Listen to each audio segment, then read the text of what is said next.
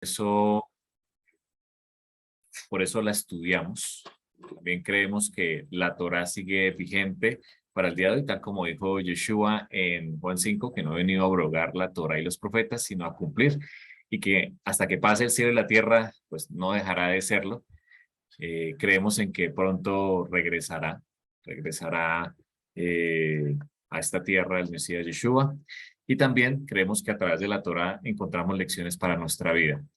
Creemos en que el Señor nos llama a un arrepentimiento, como lo vemos en toda la Escritura, que pues espera que todos procedamos al arrepentimiento y que es misericordioso con todos nosotros. Vamos a arrancar entonces en esta mañana. Un segundo mientras abro la presentación, dado que tuve que reiniciar el equipo hace un momento. Bien, nos encontramos actualmente en el capítulo 19 de Juan. Ya estamos próximos a finalizar. Me confirma si ya están viendo la presentación. Creo que ya. Sí, se está viendo. Muchas gracias, Erito. Muy bien. Y estamos en la recta final de Juan. Nos faltan 3 capítulos. Hoy estaremos con el capítulo 19.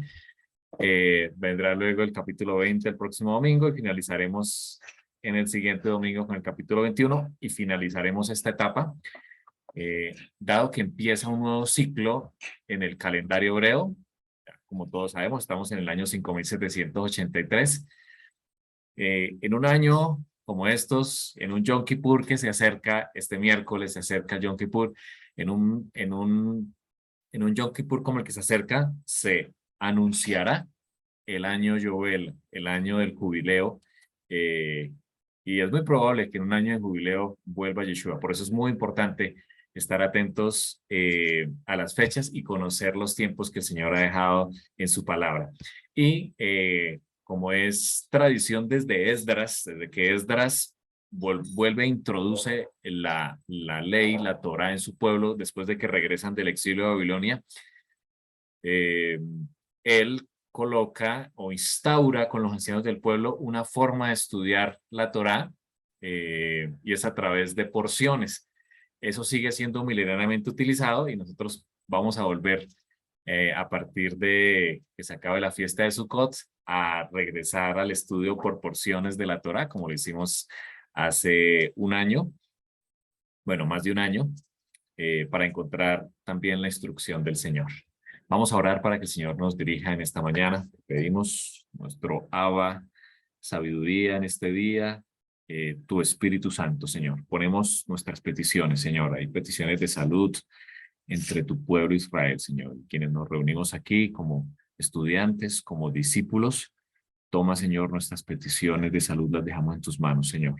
Asimismo, dejamos las demás peticiones en este mundo en que vivimos hoy en día, que gime con dolores de parto, Señor. Problemas financieros, familiares, los dejamos en tus manos, Señor. Que podamos entender, Señor, traer a nuestra vida el mensaje del rescate a través de la muerte del Mesías en el madero. Y te pedimos, Señor, tu espíritu para que podamos ser transformados, Señor, a través de tu palabra. Gracias, Señor, por que nos permites abrir tu palabra, tu Torá. Y pedimos, como siempre, Señor, hacemos en esta oración que nuestros hijos y los hijos de nuestros hijos sean conocedores de tu nombre y estudiosos de tu palabra. En el nombre de tu Hijo Yeshua. Amén. Muy bien, entonces nos ubicamos en el capítulo 19. Es el capítulo quizás más importante al que Juan, cuando escribiere su libro, se refiere, dado que precisamente narra la muerte del Mesías, que en la muerte del Mesías se conjugan, se entrelazan muchos aspectos de la Torá anunciados. La Torá anuncia al Mesías en cada una de sus palabras, de sus mandamientos, pero claramente los profetas fueron los que anunciaron el Mesías, y hay tanto que decir, pero no tenemos todo el tiempo, así que vamos a dedicarnos a algunos temas interesantes del capítulo 19 de Juan, donde se conjugan todas las esperanzas de ese Goel, de ese Redentor, de ese Hijo de David, de esa vara de Isaí, del Verbo, de la Memra, del Hijo de Dios, del rostro de Dios, hecho carne y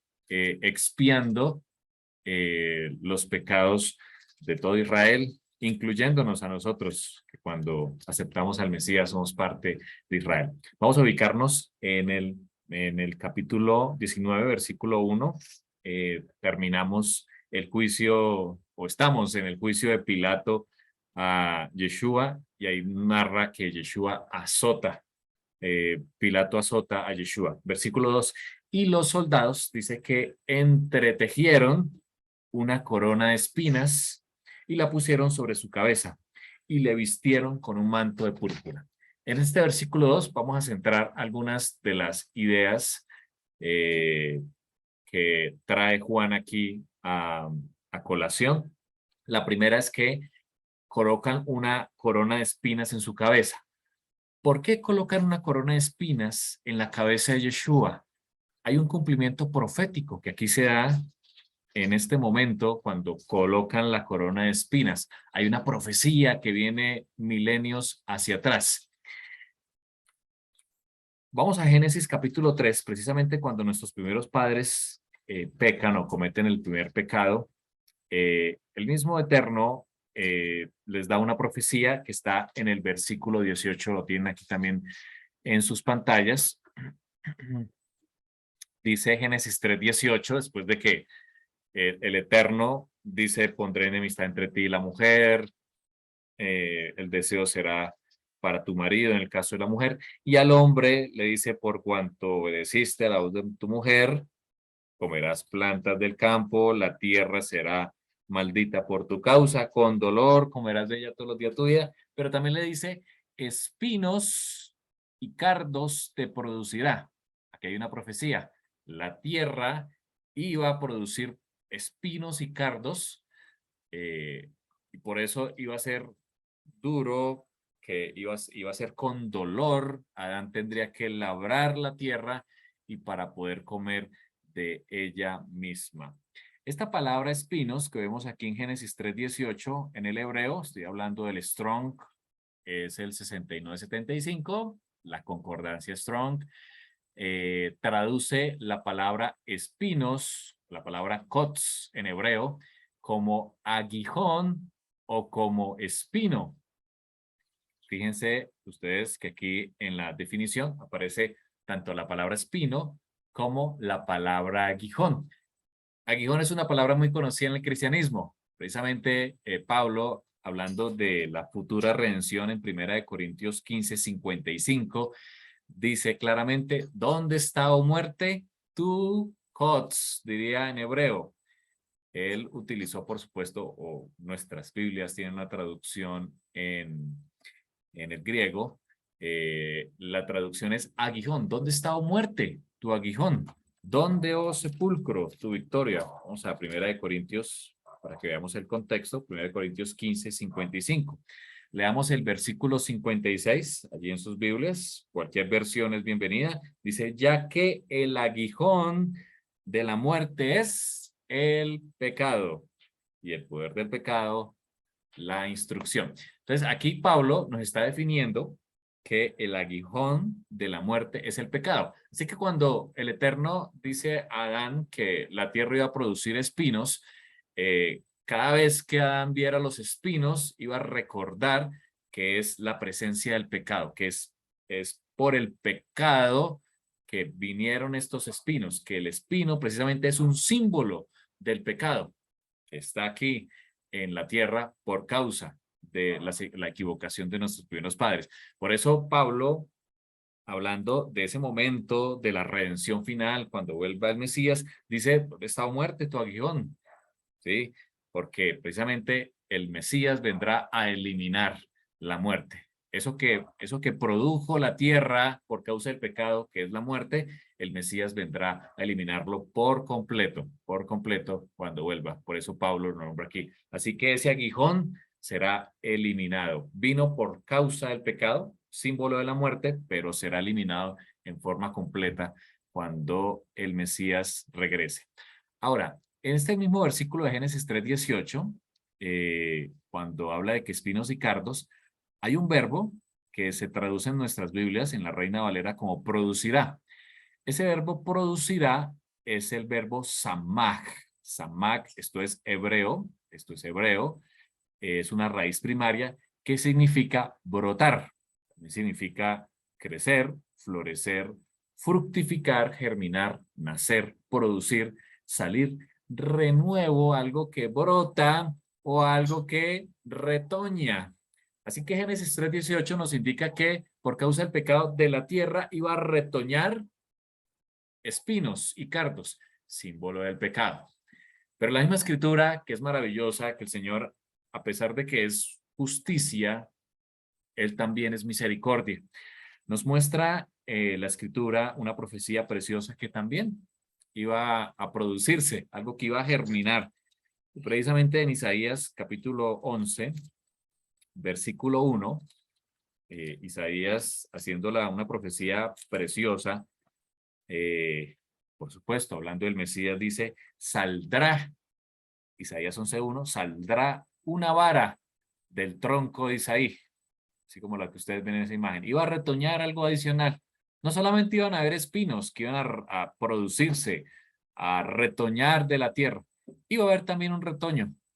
Saldría de un tronco, dice, del tronco de Isaí, es decir, del linaje de Isaí. eh, David, sabemos, el rey David fue uno de los hijos de Isaí y de su generación, de su linaje. Dice la escritura que vendría un retoño, pero ese retoño tendría características especiales. Dice el versículo 2, reposará sobre él el espíritu de Adonai. Y aquí vienen los 7 espíritus que nombra Apocalipsis: espíritu de sabiduría, espíritu de inteligencia, espíritu de consejo, espíritu de poder, espíritu de conocimiento y de temor de Adonai. Sobre él, sobre este retoño, reposaría el espíritu del Señor. Y aquí, pues, Isaías en todo el capítulo habla de todas las características del Mesías, que juzgará con justicia, de acuerdo al versículo 4, que herirá la tierra con la boca de su mano. Eso se cumple en Apocalipsis 19. Claramente está hablando del Mesías Yeshua. Así que, así como la tierra produjo espinos por causa del pecado, símbolo de la muerte, también iba a haber un retoño. Dice la escritura, una vara saldría del tronco de Isaí y será el que regirá con vara de hierro. Ese mismo Yeshua, esa vara que retoñó, iba a cargar en su cabeza una corona de espinas. Yeshua, nuestro Mesías, cargó claramente y en ese símbolo de las espinas el pecado sobre su cabeza, así como las espinas de esa corona atravesaron su cabeza, atravesaron su sien y quizás llegaron hasta sus huesos. Yeshua estaba cargando sobre sí el pecado de todos nosotros. A pesar de que la tierra iba a producir espinos y cardos, de que el pecado abundaría en el mundo, dice la escritura, pero también sobreabundó la gracia. Yeshua cargó sobre él el pecado de todos nosotros. Bendito Señor. También hubo un segundo anunciamiento de la profecía de las espinas, y es en ocasión cuando Abraham, allá en Génesis 22, que hablamos en el episodio anterior, con la atadura de Isaac, así como Yeshua fue atado, lo vimos en el capítulo 18, Isaac, así como Isaac fue atado, pues Yeshua también iba a ser atado. Y dice la escritura en Génesis 22 que cuando Abraham había construido ya, había hecho ya el altar, dice que ató a su hijo, él no se resistió, así como Yeshua, que como oveja fue llevado al matadero, y lo puso sobre la leña y tomó el cuchillo para degollar a su hijo. Dice la escritura en el versículo 26, en el capítulo 22 y en el versículo 10, disculpen, versículo 10, que extendió a Abraham su mano y tomó el cuchillo para degollar a su hijo, y el ángel de Adonai, probablemente el mismo Yeshua, le dijo, Abraham, Abraham, y él respondió, heme aquí. no extiendas tu mano sobre el muchacho ni le hagas nada, porque ya conozco que tú temes a Elohim, por cuanto no me rehusaste a tu hijo, a tu único. Y ahí dice la escritura que Abraham, tenemos aquí, alzó sus ojos y miró, y aquí que a sus espaldas había un carnero trabado en un zarzal. Bueno, digamos que este zarzal no se ve tan claro. Aquí en la foto de la derecha, esto es un zarzal. Esto es un arbusto lleno de espinos. Usted se da cuenta de todos los espinos. Así que imagínense a un carnero que estaba trabado en un zarzal por sus cuernos. Quizás el zarzal estaba hiriendo su cuerpo en varias partes. Quizás el carnero estaba ensangrentado y además estaba trabado a sus cuernos. Su cabeza estaba trabada por los espinos. Así que muy probablemente así como Abraham vio a este carnero que espinos estaban atravesando su cabeza, estaba viendo al mismo Yeshua años más tarde, 2000, justo 2000 años después, cuando también unos espinos, símbolo del pecado, atravesarían su cabeza hasta la sien. Por eso la escritura en el Brit Hadashah, en el Nuevo Testamento, dice claramente, Abraham vio mi día y se gozó. Abraham vio al Mesías. Cuando vio al carnero enredado en su cabeza, las espinas que estaban atravesando su cabeza, vio al Mesías. Dice la escritura que Abraham tomó el carnero como fiel reflejo del sacrificio del Mesías por nosotros y lo ofreció en holocausto, en holocausto, en lugar de su hijo. Alguien ese día murió en lugar de Isaac. Claramente el Mesías Yeshua, que estaba enredado en un zarzal, el carnero, así como años más tarde, unos espinos de una corona entretejida, también símbolo del pecado, iban a atravesar la sien de el Mesías. Por eso la escritura dice, así como Abraham tomó a este carnero y lo ofreció en lugar de su hijo, también el mismo Juan, cuando vimos en el capítulo 3, dice que de tal manera amó Elohim al mundo, a todos, ¿cierto? Que ha dado a su hijo unigénito en lugar de, alguien murió allí, el carnero murió en lugar de Isaac. Yeshua, dice la escritura, el hijo unigénito, el Ben Elohim, o el hijo de Dios, muere para que todo aquel que en él cree se haga parte de Israel, no se pierda, mas tenga vida eterna.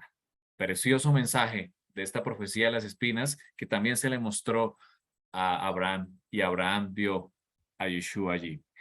Dice la escritura en Juan 19:22, en Juan 19:2, perdón, que los soldados entretejieron una corona de espinas y se la pusieron en la cabeza a Yeshua y además lo vistieron con un manto de púrpura. Aquí hay algo interesante en este verbo, eh, cuando dice la escritura que los soldados tejieron, Juan 19:2, tejieron una corona de espinas.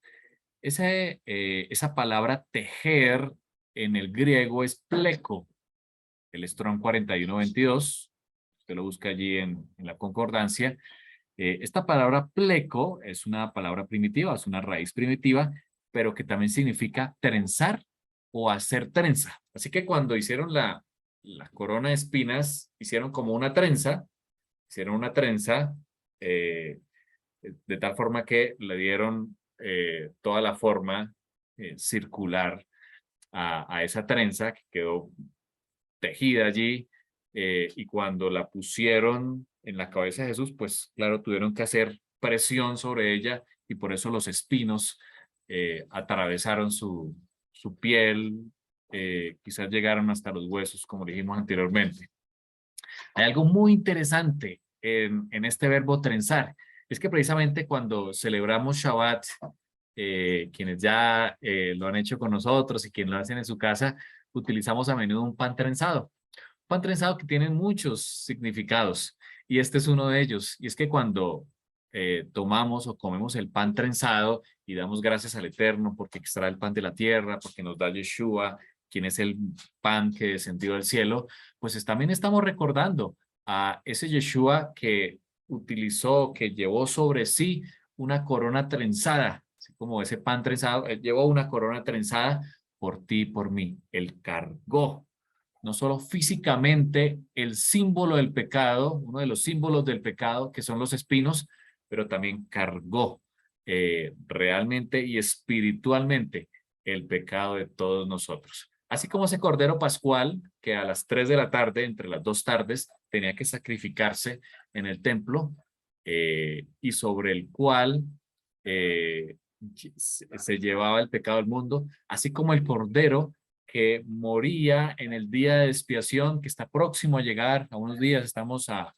4 días de que llegue el Yom Kippur, el día de ayuno, era sacrificado por el pecado de todos, y el otro macho cabrío era llevado y desterrado, llevando y cargando sobre él, después de poner las manos en la cabeza el sacerdote, el pecado de todos nosotros. Yeshua también fue como un cordero llevado al matadero, fue quien llevó, quien cargó el pecado de todos nosotros, dice Isaías 53, fue desterrado, ¿cierto? Por eso él dijo, Dios mío, ¿por qué me has desamparado? Él, él es el cumplimiento del Cordero Pascual, pero también del macho cabrío de la expiación. Él cargó sobre sí el pecado de todos nosotros. Muy bien, hay otro elemento interesante en este versículo 2, y es que vistieron a Yeshua con un manto púrpura. El color púrpura es un color muy interesante. De hecho, es un color, el color como tal púrpura, es el color, como vemos aquí, el color más caro del mundo. Yo he sacado algunos apartes de dw.com, muy conocido, un diario muy conocido, que hizo un reporte acerca del color púrpura. Ahora, ¿por qué vistieron a Yeshua un color púrpura? El color púrpura tiene un significado muy especial, especialmente en la antigüedad, como vemos aquí. Era un tono valioso y noble en la antigüedad. No todo el mundo podía andar de púrpura, además que era muy costoso. Era tan popular entre las clases altas que hubo que restringir su uso. Julio César, estamos hablando del Imperio Romano, solo permitía que ciertas personas y en ciertos momentos vistieran de púrpura, no todo el tiempo, en ocasiones especiales, como el caso de altos funcionarios y la propia familia imperial. O sea, no era cualquiera el que podía vestir de púrpura, eh, solo en ciertos momentos, y ciertas personas de alto rango que podían vestirse de púrpura. No era un color fácil de obtener, ya les voy a mostrar de dónde viene el color púrpura. Y a Yeshua, obviamente, los soldados, queriendo burlarlo, colocaron una corona de espinas, cumpliendo la promesa, cumpliendo la profecía. Y aquí abro un paréntesis, para quienes no conocen la profecía, no se dan cuenta cuando ellos mismos la están haciendo. No se dieron cuenta que estaban cumpliendo la profecía.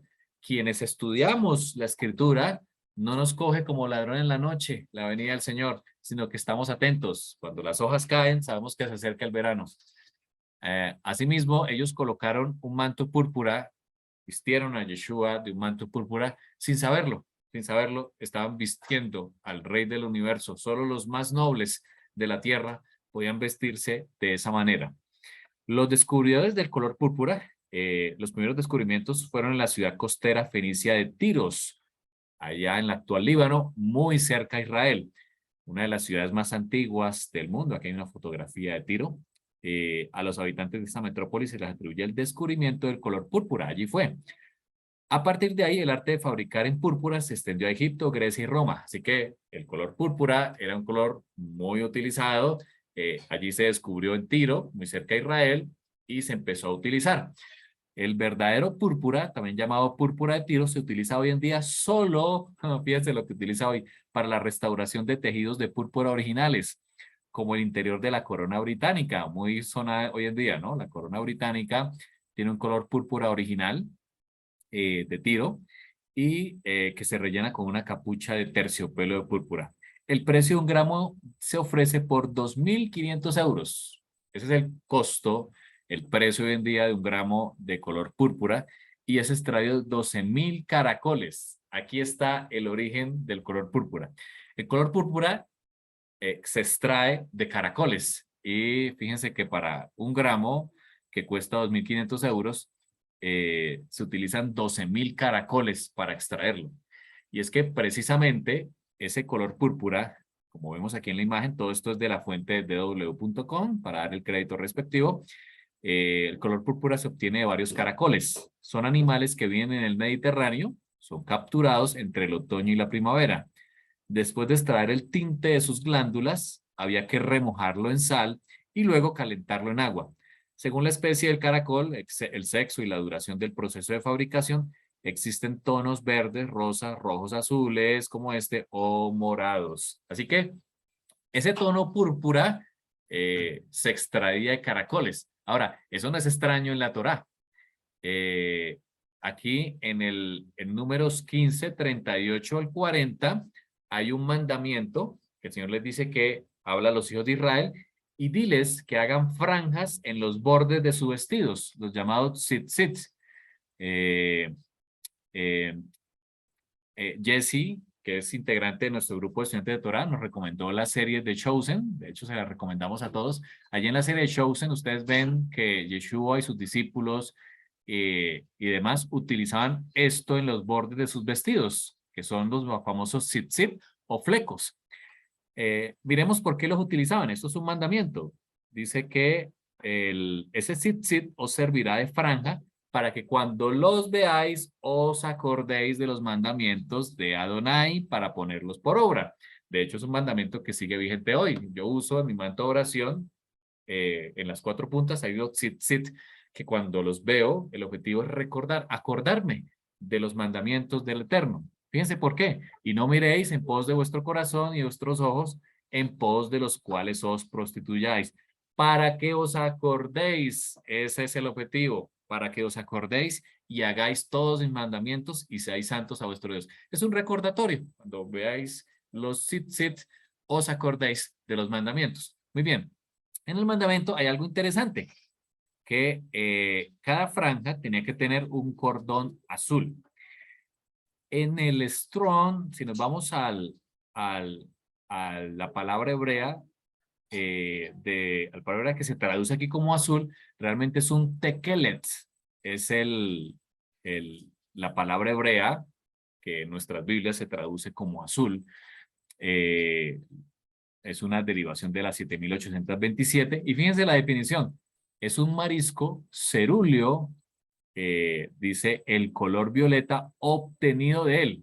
Claramente aquí la escritura también está hablando de lo que el periódico menciona, que se extrae de un caracol. Bueno, eso está en la escritura. Claramente un tequele hace referencias al marisco, al mismo caracol de donde se obtenía el color violeta y que se tiñe, o sea, del caracol, como ya vimos, se obtiene el tinte y con él se hace la pintura. O sea, no es muy fácil obtener ese color púrpura y ya en la escritura lo menciona. La misma escritura desde números ya se tenía la costumbre de coger esos caracoles y extraer el tinte. Y de hecho, este color con el cual se tenían que teñir los tzitzit tenía que ser de un color púrpura. Muy bien, de ese color púrpura que significa realeza, que solo algunos la usan. De hecho, el sumo sacerdote estaba vestido de púrpura, que costaba hacer ese vestido. No era fácil, no era sencillo. Ya vimos todo el proceso y lo que cuesta hoy en día, que también es símbolo del mandamiento del tzitzit, que nos recuerda la ley, la Torá, y el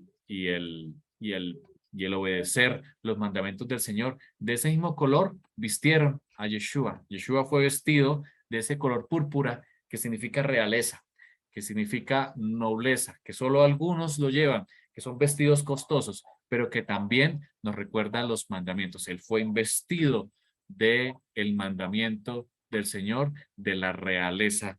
Y estos que le vistieron no supieron realmente a quién estaban vistiendo y estaban cumpliendo precisamente el mandamiento. Muy bien, vamos al versículo 17 de Juan 19. Yeshua vestido de púrpura con la corona en su cabeza, dice el versículo 17, que él cargando su madero o cruz salió al lugar llamado de la calavera, que en hebreo es Gólgota, o Golgolet, Juan 19, 17. Aquí vemos una imagen de, esto es Jerusalén en los tiempos de Salomón. Aquí vemos en la parte de arriba el templo. Aquí está el arroyo del Cedrón o el torrente del Cedrón, que ya vimos en la clase pasada, muy interesante. Y por lo tanto, este monte que se ve aquí, en la época de Salomón, pues era más pronunciado el monte, porque la ciudad ha sido reconstruida sobre la misma. Aquí está el monte de los olivos, y a la izquierda está el monte de Sión. Bueno, la escritura nos muestra en la misma Génesis 22, que ya mencionamos hace un momento, cuando Abraham lleva a Isaac a ser sacrificado, precisamente Dios le pidió que fuera a un monte de estos. Él le dijo, vete a la tierra del Moriah y allí me sacrificarás a Isaac en uno de los montes que yo te diré. Muy probablemente fue el monte del templo, muy probablemente en el mismo lugar donde quedó o se instauró el altar, y se sacrificaron por muchos años los corderos, el macho cabrío y otros animales para redención, en paz, de holocausto, entre otros. Quizás allí mismo Abraham fue donde edificó el altar e iba a sacrificar a Isaac. Y aquí lo vemos subiendo al monte, estaban subiendo al monte, muy probablemente era este mismo monte, el monte del templo. Y allí sucedió algo muy interesante, lo vemos en el versículo 5, cuando Abraham le dice a sus siervos, esperad aquí con el asno, y yo y el muchacho iremos hasta allá, adoraremos y volveremos. Abraham tenía en su corazón la esperanza de que Isaac iba a ser resucitado. Él claramente escuchó la voz del Señor de que iba a ser sacrificado, pero él ya creía en la resurrección y claramente aquí lo dice a sus siervos, volveremos. Versículo 6, y tomó Abraham la leña del holocausto y la puso sobre ¿quién? La puso sobre su hijo. Isaac, como vemos aquí en la imagen, cargó el madero. Él llevó en su hombro el madero.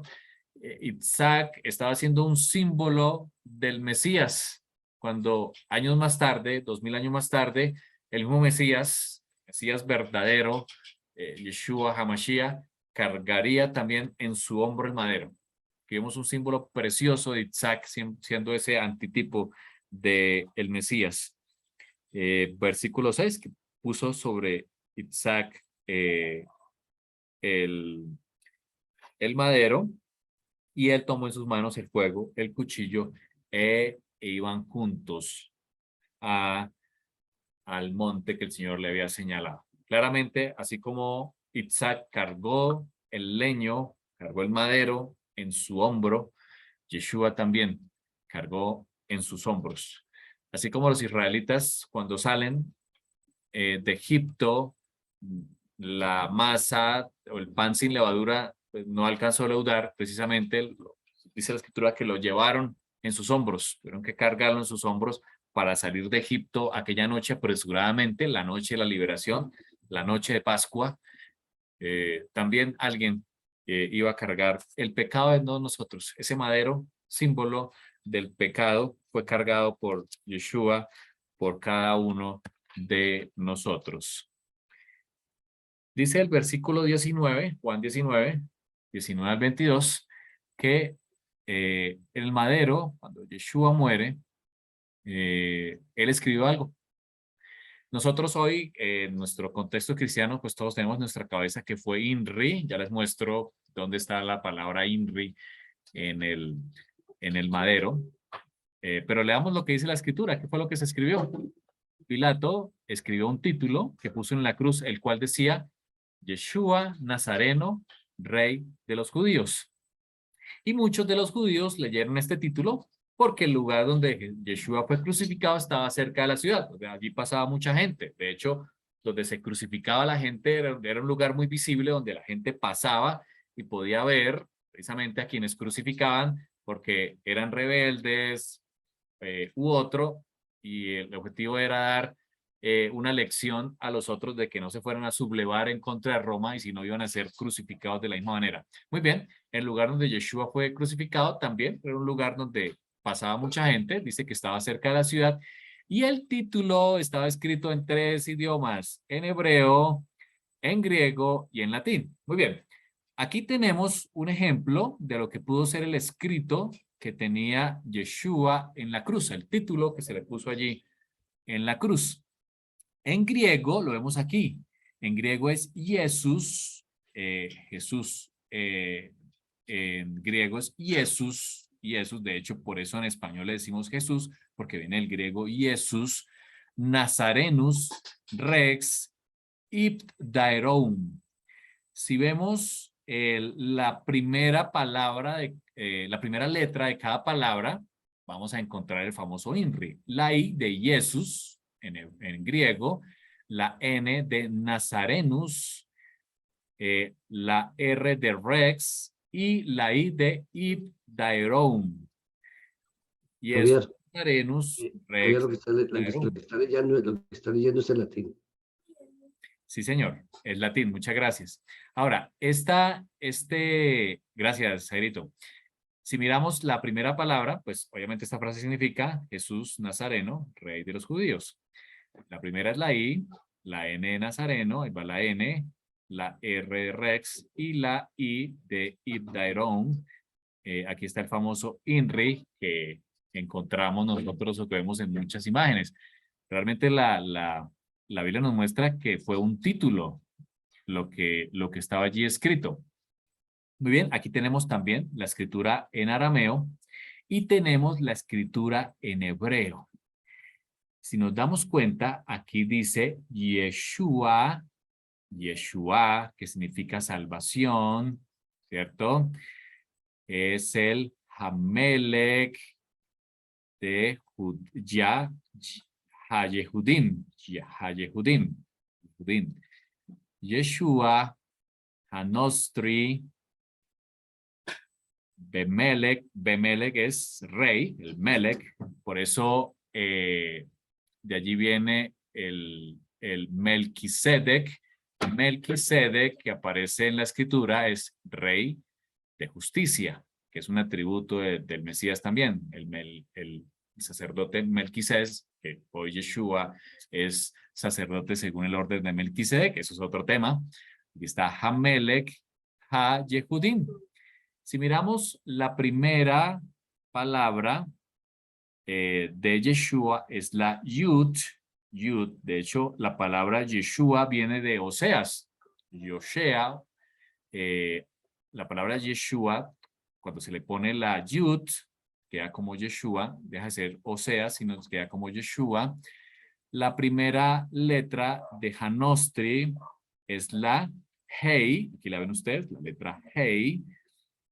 La primera letra de Bemelech es la Bab, que la ven aquí, la Bab, y la primera letra de Hayehudim es la Hei nuevamente. Aquí vemos en la parte de arriba, más explicativo, cada una de las primeras letras de la palabra, de la frase Yeshua, Hanostri, Bemelech, Hayehudim, que aparece aquí en hebreo. Aquí están las primeras letras en el hebreo y aquí en el griego. Si nos damos cuenta, las primeras letras de la frase de la cruz que lleva Yeshua es el nombre del Eterno. Yud, Hei, Bab, Hei. Conocido o traducido hoy de muchas maneras, ya lo hemos hablado, ¿cierto? No sabemos cómo se pronuncia el nombre del Eterno realmente. En nuestras Biblias en español viene Jehová, otros dicen que es Jehová, la verdadera traducción, otros dicen que es Yahweh, Yahvé. El hecho es que Yeshua cargó en la cruz el nombre del Eterno, el nombre del Eterno. Tal es así que cuando dice la Escritura que estos, quienes estaban leyendo esto y vieron escrito, dijeron a Pilato, los principales sacerdotes de los judíos, no escribas eso, por favor, no escribas rey de los judíos, porque estaban viendo el nombre del Eterno allí, sino que él dijo, yo soy rey de los judíos, escribe otra cosa, escribe, yo soy el rey de los judíos, no escribas eso. Y Pilato también sin saberlo, estaba cumpliendo una profecía. Dijo, lo que he escrito. Así que Yeshua llevó en la cruz el nombre del Eterno, el mismo, el Sarapanim, el rostro eterno, el verbo, la menra, el Hijo de Dios, cargó en él el nombre del Eterno, porque claramente Pablo lo iba a decir más adelante, que después de que Yeshua se humilló hasta la muerte de cruz, se le dio un nombre que es sobre todo nombre, para que en el nombre de Yeshua se doble toda rodilla de los que están en los cielos y en la tierra. Yeshua llevó en la cruz el nombre eterno, Yud Hei Bab Hei, a tal punto que esta tablilla que lleva el nombre del Eterno, para un yudí, para un judío, pues no puede borrarse nada que tenga el nombre del Eterno, no puede botarse ni desecharse. Esta tablilla, no sé qué hicieron, pero no pudieron botarla porque llevaba el nombre del Eterno en sí, porque Yeshua estaba cumpliendo la voluntad del que había sido enviado. Muy bien, vamos a finalizar con el versículo 30. No hemos podido tomar todas las partes del capítulo porque tiene tantas verdades, tantas lecciones para nosotros, solo hemos tomado algunas de ellas. El versículo 30, y con este terminamos, dice la escritura que cuando Yeshua hubo tomado el vinagre, Yeshua tomó vinagre, dijo una frase, dijo, consumado es. Y habiendo inclinado la cabeza, entregó el espíritu. Esta fue la última frase que pronunció Yeshua antes de su muerte en la cruz. Y es una frase preciosísima, preciosísima. Si nos vamos a Oseas, capítulo 1, versículo 2, Osea tiene la misma raíz que la palabra Yeshua, solo que Yeshua tiene la Yud del nombre del Eterno y por eso se pronuncia Yeshua, no Osea, sino Yeshua, traducido hoy como Jesús. Bueno, Oseas es un antitipo perfecto del Mesías, lo vemos, es un libro preciosísimo que nos muestra una historia de amor hermosa. El Señor le dijo a Oseas, ve y toma por esposa a una prostituta y ten con ella hijos de prostitución. ¿Porque qué? Porque el país, porque Israel se ha prostituido por completo, se ha apartado del Señor. Así que Oseas tuvo que vivir la experiencia de tomar una mujer prostituta y hacerla su esposa. Digamos, fue ahí donde se cumple que el profeta es profeta a tiempo, no solo cuando habla, sino lo que hace, porque a tiempo también le tocó vivir en carne propia lo que es vivir con una esposa adúltera, porque el Señor quería mostrar la lección de Él como el Señor, el Dios Todopoderoso, ver a su pueblo prostituyéndose en el pecado, ir tras otros dioses. Hay algo interesante aquí en Oseas, vamos al libro de Oseas, en el capítulo 1, dice la escritura, versículo 3, este es el importante, versículo 3. Versículo 3. Fue pues y tomó a Gomer. Y el Señor tenía todo, el Señor tiene todo organizado. Hija de Diblan, la cual concibió y dio luz un hijo. Gomer, si nos vamos al hebreo, viene de la raíz primaria gamar. Y la palabra gamar en hebreo significa terminar, en el sentido de cumplimiento o fracaso. Significa acabarse, cumplir, favorecer o fenecer. Quiere decir que Gomer significa también consumarse, cumplirse, acabarse. Si Yeshua pronunció en hebreo esta frase, él pronunció el nombre de su esposa adúltera justo antes de morir. Quizás allí en la cruz, después de beber el vinagre, lo único que pronuncia es el nombre de su novia cuando dice Gamar, como en el español, consumado es. Él pronunció el nombre de Gomer justo antes de morir. Ahora, ¿por qué? ¿Por qué pronuncia el nombre de Gomer justo antes de morir? Aquí hay una historia de amor preciosa que viene desde años atrás. Y él sabe por qué está pronunciando el nombre de Gomer, porque al morir la iba a traer hacia sí mismo. Él pronunció el nombre de su novia, pronunció el nombre de su amada, de su pueblo, justo antes de morir. Así como Oseas tuvo que ir a tomar a Gomer y casarse con ella, Yeshua pronunció ese mismo nombre en la cruz. Gomer, consumado es. Ahora, ¿por qué? ¿Por qué Yeshua pronunció el nombre de Gomer antes de su muerte allí en el madero? Vamos a recordar esta historia de amor. El Señor saca a su novia de Egipto con mano fuerte, sin merecerlo, por supuesto, su novia. No hicimos nada para que el Señor nos sacara de Egipto, solo gracia, ¿cierto? Por gracia sois salvos, dice la Escritura, y realmente es a través de la gracia que nosotros alcanzamos la salvación. El pueblo no hizo nada. Y dice la Escritura, como así muestra Cantar de los Cantares, que te llevaré al desierto, ¿cierto? Para declararte mi amor. El Señor llevó o sacó a su novia de Egipto y la llevó al desierto, la llevó al monte de Sinaí para declararle su amor. ¿Cómo le declara el amor el Eterno a su novia? Le entrega una carta de compromiso, en hebreo es una ketubá. La ketubá en hebreo es la que reúne las condiciones del novio hacia la novia, diciéndole yo me comprometo a esto en el matrimonio. Hoy lo conocemos como los votos matrimoniales, que se dicen allí justo cuando la pareja se está casando. Bueno, el Señor también en el Sinaí le entregó la carta de amor, entregó la carta de compromiso. Este es mi compromiso. Hoy la conocemos como la Torá, resumida en los 10 mandamientos. Ese es el resumen de la Torá. Se la entregó a la novia allá en Israel, en el desierto, en el contexto de la fiesta de Shavuot. El mismo día que el Señor le entregó la carta a su novia, el mismo día después descendió el Espíritu de Adonai sobre los discípulos que estaban reunidos allí en el Pentecostés. Pero ¿qué pasó con Israel? Lo vemos a través de la historia. Israel pecó, adulteró con otros dioses, se desvió del camino, a tal punto que sucedió algo interesante en la historia. Esto ya lo hemos visto. A Israel se le dio carta de divorcio. ¿Y qué es eso? ¿Qué es eso de carta de divorcio? ¿Y por qué es tan importante la carta de divorcio? Dice en Jeremías 3, que el Israel adulteró con dioses extraños y el Señor le dio carta de divorcio.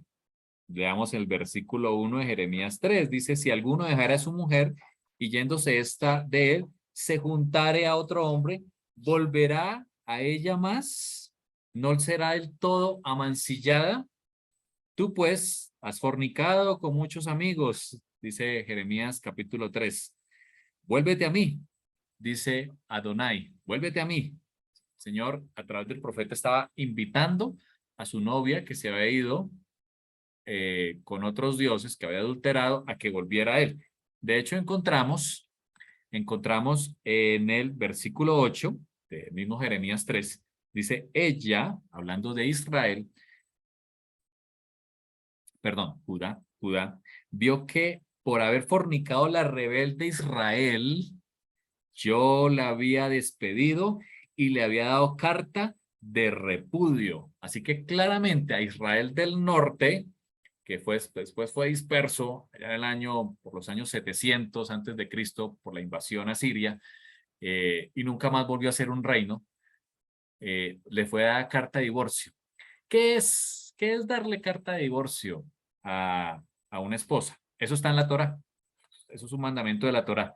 En Deuteronomio capítulo 24, versículo 1, dice que cuando alguno tomare mujer y se casare con ella, si no le agradare por haber hallado en ella algo indecente, es decir, adulterio, le escribirá carta de divorcio y se la entregará en su mano y la despedirá de su casa. Así que cuando una mujer cometía adulterio, dice la Torá que el esposo podía darle una carta de divorcio. Y la mujer cogía esa carta de divorcio y se iba con la carta de divorcio. Debía que andar con ella, debía que cargar con la carta de divorcio. La carta de divorcio incluía pues qué había pasado con ella y por qué había sido despedida de casa de su esposo. Dice la escritura que salida de su casa, ella podía ir y casarse con otro hombre, versículo 2. Pero el misterio está en el versículo 4 de Deuteronomio 24. No podrá su primer marido, que la despidió, volverla a tomar para que sea su mujer. Para la Torah, para la instrucción, es imposible. O sea, no podía volverla a tomar porque es abominación delante de Adonai. O sea, el primer marido no podía volverla a tomar si le había dado carta de divorcio. Si el marido le dio carta de divorcio, no la puede volver a tomar. Es abominación. O sea, de acuerdo a la Torah, no se podía. Ella no puede volver a su marido. Fíjense en el sentido espiritual. Dice Jeremías capítulo 3, dice que el Señor le entregó carta de divorcio a Israel. Quiere decir que Israel no podía volver al Señor. Era imposible para Israel volver a su esposo. Entonces, ¿por qué el Señor le dice, vuélvete a mí? En Jeremías 3, el Señor le dice, vuélvete a mí, cuando no podía volver. De acuerdo a la Torá, es imposible, no, es abominación delante del Señor. ¿Cómo se soluciona este misterio? Muy bien, Pablo nos ayuda a solucionar el misterio. Pablo en Romanos capítulo 7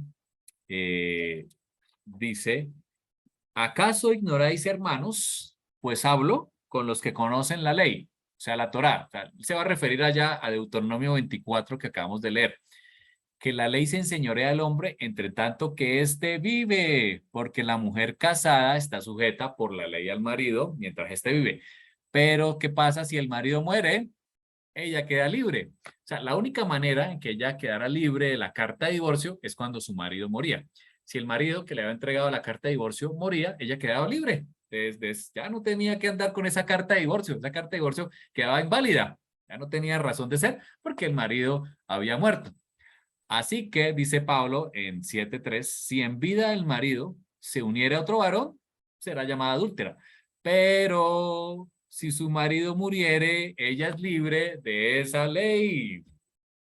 ¿Por qué Yeshua pronuncia el nombre de comer justo antes de morir? Porque él estaba a punto de eliminarle la carta de divorcio. Esa carta de divorcio que cargó Israel por muchos años y que le era imposible regresar, estaba a punto de ser clavada en la cruz. La carta de divorcio, el acta de decretos que nombra Pablo, por la cual no podía acercarse a Israel. Por eso él sabía lo que iba a pasar. Yeshua sabía. Dice la escritura, de tal manera que si se uniera a otro marido, no será adúltera. Cuando Yeshua murió, Israel quedó libre del acta de decretos que nombra el Nuevo Testamento, de la carta de divorcio. Por lo tanto, Israel fue libre. El día que Yeshua allí, que es el versículo que acabamos de leer, cuando Yeshua dijo, Gomer en la cruz y muere, Israel es libre. Allí es libre y por eso vemos que el velo del templo se rasgó. Vemos más adelante en Efesios, ya lo vamos a leer, que también pasó allí. Fíjense lo que termina diciendo Romanos 7:4. Así también vosotros, hermanos míos, habéis muerto a la ley mediante el cuerpo del Mesías. ¿A cuál ley? Pues a la carta de divorcio, al acta de decretos, para que seáis de otro. Israel es libre. Ahora, ¿con quién se puede casar Israel? Con el que resucita. Yeshua resucita para darle un marido a su novia, él mismo, a fin de que llevemos fruto. En la cruz se canceló el documento de deuda, dice Colosenses 2:14, cancelando el documento de deuda en contra nuestra, quitándola de en medio y clavándola en el madero. Yeshua, al decir Gomer, estaba clavando ¿qué? El Sefer Keritut, la carta de divorcio. Y por eso es que Pablo sale con las buenas nuevas hacia Israel en la dispersión, en Asia, en el Ponto, a decirles, Israel es libre, ha muerto el Mesías, es más, ha resucitado. Hay un marido con el cual puedes volverte a casar. Por eso él escribe en Efesios 2:11-17, acordaos que en otro tiempo vosotros los gentiles, nos habla a nosotros, ¿cierto? Los que éramos gentiles en cuanto a la carne, erais llamados incircuncisión por la llamada circuncisión hecha con mano de carne. En aquel tiempo estabais sin Mashiach, alejados de la ciudadanía de Israel. Eso éramos nosotros. ¿Por qué? Porque teníamos carta de divorcio. No podíamos regresar. ajenos a los pactos de la promesa y sin esperanza y sin Dios en el mundo. Pero ahora, dice Pablo a los Efesios, en Yeshua HaMashiach, en Cristo Jesús, vosotros, que en otro tiempo estabais lejos, habéis sido hechos cercanos. Ahora sí pueden acercarse. Por eso es que en Juan 12, cuando se le acercan unos israelitas griegos y quieren saber de Yeshua, que Felipe se lo hace saber a Yeshua, Yeshua dice, ha llegado el momento. Ya que estos griegos me están buscando, cumpliendo la profecía de Jeremías 3 de acercarse a mí, yo no puedo acercarme a ellos porque es imposible para la ley. Tengo que morir primero, cumpliendo la Torá, para que quede clavada el acta de decretos y ahora sí poder acercarme. Ahora sí que mi pueblo se acerque a mí. Es decir, que Israel del norte, nosotros no podíamos acercarnos a Yeshua, era imposible, hasta que Yeshua murió, hasta que vino el Redentor, el Goel, porque Él es nuestra paz, que de ambos pueblos hizo uno, derribando la pared intermedia de separación, ese muro en el templo, donde los extranjeros, los incircuncisos no podían acercarse más, espiritualmente quedó derribado, porque nosotros, cuando aceptamos el Mesías, ahora somos Israel, dice Pablo en Romanos 11, somos injertados en Israel, aboliendo en su carne las enemistades, la ley de los mandamientos expresados en ordenanzas, es decir, la carta de divorcio, para crear en sí mismo de los dos uno, un solo y nuevo hombre, haciendo la paz. Y mediante la cruz reconciliar con Dios a ambos en un solo cuerpo. El Señor quiere que seamos uno solo, que sean uno, dijo Yeshua en su oración. Y es lo que el Señor desea de todos los que creemos en el Mesías y obedecemos su Torah, que seamos uno solo, matando en ella las enemistades. Vino y anunció las buenas nuevas de paz a vosotros, que estabais lejos, y a los que están cerca. El resumen es que Yeshua sacó a su pueblo y le dio su carta, le dio sus votos matrimoniales, porque quería casarse con su pueblo en el Sinaí. Lastimosamente, Israel pecó como esta mujer adúltera, como Gomer, así lo experimentó Oseas, y se fue tras otros dioses. Finalmente, el Señor no tuvo que otra cosa sino que cumplir la Torá, Deuteronomio 24, y por eso le dio carta de divorcio. Así que era imposible para Israel acercarse a, a Dios, volver a Elohim, porque tenía carta de divorcio. O sea, Israel, si no hubiera venido Yeshua, nunca hubiera podido regresar. Eso nos incluye a todos nosotros. Pero Yeshua, en su gran amor, muere, por el amor del Padre, muere en la cruz. Y por eso en la cruz pronuncia el nombre de su amada, Comer, justo antes de morir. Fue lo último que pronunció. Porque allí le estaba dando libertad. Él pagó el rescate. Él le dio libertad. Cuando expiró, cuando entregó el Espíritu, le dio libertad a Israel. Y en ese momento Israel puede regresar. Es libre. Es más, se puede casar con otro. Pero Yeshua resucitó al tercer día para darle un marido honorable a su esposa, con la cual ella, ya en libertad de la carta de divorcio, puede casarse nuevamente. Y por eso en Apocalipsis, el Eterno nos muestra que habrá una cena de las bodas del Cordero. Él vendrá, el Mesías vendrá para casarse con su novia. Y por eso el versículo 17 de Apocalipsis 22 dice, el espíritu y la esposa dicen, ven. Y termina diciendo Juan en su libro de Apocalipsis, ven, Señor Yeshua. Señor Yeshua murió por todos nosotros, pagando el rescate y cumpliendo quizás la historia de amor más preciosa que podamos nosotros ver a través de toda la escritura. Vamos a orar y quedamos atentos a las dudas, inquietudes. Te damos gracias, nuestro Padre, por el amor inconmensurable que quizás en esta vida no alcancemos a entender, no alcancemos a comprender ni a medir la anchura, la longitud del amor del Padre. Pero sí podemos saber, Señor, que no podemos vivir sin ese amor. Un amor que nos redimió de esclavitud de Egipto, nos sacó del pecado. y nos llevó al desierto de la mano para darnos la carta matrimonial. A pesar de nuestro pecado, Señor, y que nos diste carta de divorcio, no podíamos regresar, era imposible de acuerdo a la Torá. El Mesías, el Redentor, muere en la cruz por su novia, por nosotros. Gracias, Señor, por el sacrificio, porque pagaste el rescate y nos diste libertad, porque ahora podemos acceder libremente, podemos acercarnos al Mesías que resucitó y lo anhelamos. Ven, Señor Jesús, anhelamos que vuelvas para celebrar las bodas del Cordero. Gracias, Padre, por tu palabra y por el cumplimiento de todas las profecías a través de la Pascua, del Yom Kippur, que fueron cumplidas por Yeshua. Hoy, Señor, anhelamos al Mesías en nuestra vida y nos preparamos, Señor, para cumplir el mandamiento del Yom Kippur, de hacer este ayuno. Queremos hacerlo en Teshuvá, en arrepentimiento, Señor. Examina nuestro corazón, Señor. Queremos regresar ante ti, que nos lleves en tus brazos, Señor.